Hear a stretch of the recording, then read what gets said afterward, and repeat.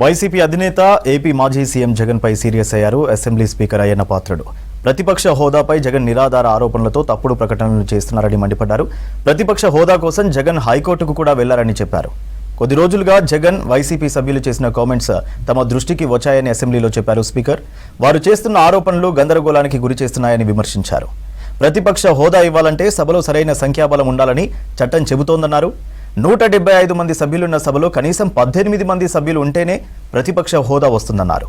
ఇవన్నీ తెలిసి కూడా జగన్ ఇష్టం వచ్చినట్టు మాట్లాడుతున్నారని మండిపడ్డారు. తప్పుడు ప్రచారానికి ఫుల్ స్టాప్ పెట్టేందుకే రూలింగ్ ఇవ్వాలని నిర్ణయించామన్నారు స్పీకర్. సభకు దూరంగా ఉంటున్న ఎమ్మెల్యేలు ప్రజలు ఎందుకు గెలిపించారో ఆలోచన చేయాలన్నారు అయ్యన్న పాత్రుడు. మరోవైపు జగన్ తీరుపై సీరియస్గా స్పందించారు మంత్రి నారా లోకేష్. నియమ నిబంధనల ప్రకారమే అసెంబ్లీ కానీ ప్రభుత్వం నడుచుకుంటుందని చెప్పారు.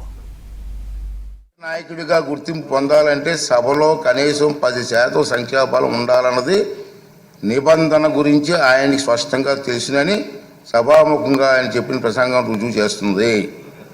ఇలా కోరి మతిమరుపు తెచ్చుకోవడం మాజీ ముఖ్యమంత్రిగా మాజీ ప్రతిపక్ష నాయకుడిగా ఆయన హోదాకు తగిన కాదని నా అభిప్రాయం. ఈ సందర్భంగా సభకు దూరంగా ఉంటున్న సభ్యులకి నా విజ్ఞప్తి ఏంటంటే, మీ నియోజకవర్గాల్లో ప్రజలు మీకు ఇచ్చిన గౌరవాన్ని బాధ్యతను గుర్తు చేసుకోండి. మీకు సభకు దూరంగా ఉంటే మీ నియోజకవర్గాల సమస్యలు సభలో ఎవరు ప్రస్తావిస్తారు? వాటికి పరిష్కారాలు ఎలా సాధిస్తారు? ఈ బాధ్యతను గుర్తించి మిమ్మల్ని నమ్ముకున్న మీ ప్రజల గొంతు హాజరు కావాలని రాజ్యాంగం మీకు అప్పగించిన బాధ్యతను సమర్థవంతంగా నిర్వహించాలని విజ్ఞప్తి చేస్తున్నాను. ఈ 16వ శాసనసభలో సభ్యులైనటువంటి జగన్మోహన్ రెడ్డి గారు 24/6/2024 తేదీన నాకు ఒక లేఖ రాశారండి. ఆ లేఖలో అంతా చూస్తే అభియోగాలు, ప్రేలాపనలు, బెదిరింపులమయం, అంతకంటే ఏమీ లేదు. దానికి తోడు తనకు ప్రతిపక్ష నాయకుడి హోదా అర్హత ఉందంటూ అసంబద్ధ వాదన చేస్తున్నారు. కానీ ఆ లేఖలో ఎలాంటి ప్రత్యేక అభ్యర్థన లేదన్న విషయాన్ని మీరందరూ గమనించాలి.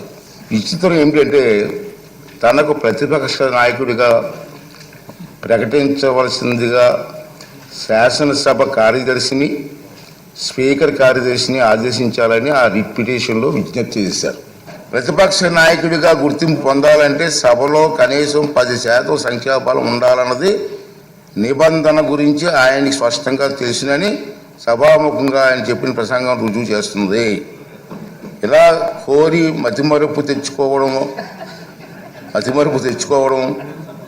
మాజీ ముఖ్యమంత్రిగా మాజీ ప్రతిపక్ష నాయకుడిగా ఆయన హోదాకు తగిన కాదని నా అభిప్రాయం. ఈ సందర్భంగా సభకు దూరంగా ఉంటున్న సభ్యులకి నా విజ్ఞప్తి ఏంటంటే, మీ నియోజకవర్గాల్లో ప్రజలు మీకు ఇచ్చిన గౌరవాన్ని బాధ్యతను గుర్తు చేసుకోండి. మీకు సభకు దూరంగా ఉంటే మీ నియోజకవర్గాల సమస్యలు సభలో ఎవరు ప్రస్తావిస్తారు?